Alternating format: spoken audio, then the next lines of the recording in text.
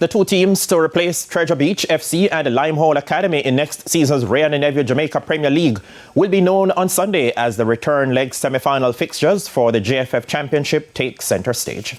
Racing United FC and Chapleton Maroons are virtually 90 minutes away from booking their place in next season's Ray and Neville Jamaica Premier League as they hold the advantage over Reno FC and True Juice respectively heading into Sunday's return leg semi-final fixtures in the JFF Championship. This is the second trip to the Final Four for Racing United, who missed out on a place in last season's Premier League to Limehall Academy on penalties after the team from St. Anne ended fourth in the league format in 2023.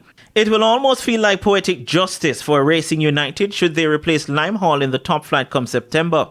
However, despite a 2-0 advantage from the first leg semi-final at the Anthony Spalding Sports Complex last Sunday, captain of Racing United, Markovich Brown, knows there is still work to do against Reno at the Landilo Sports Complex. We are confident, of course, but at the same time, we can't go up to Reno with a 2-0 victory and be like we're on our IRCs and stuff.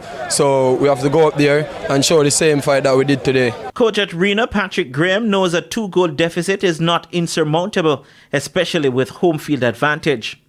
Yeah, we know, you understand, 2 goals, once we get 1 goal and get back in it, you know that it is all open again. You understand, in the same breath, we cannot give up anything. You understand, come in the next game on Sunday.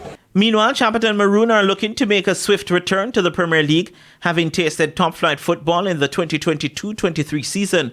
Chapleton Maroons left it late in their first leg meeting against True Juice, with Nashawn Bennett's brilliant 90th minute strike giving them a 2-1 win.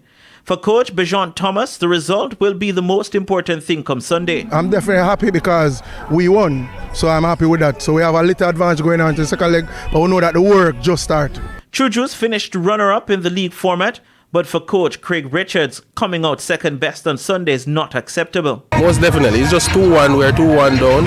And as I said before, we would have scored 3 goals against this team in the regular season and 2 goals as well. So we can score goals against them. So we are quite confident that we can go down there and get the victory.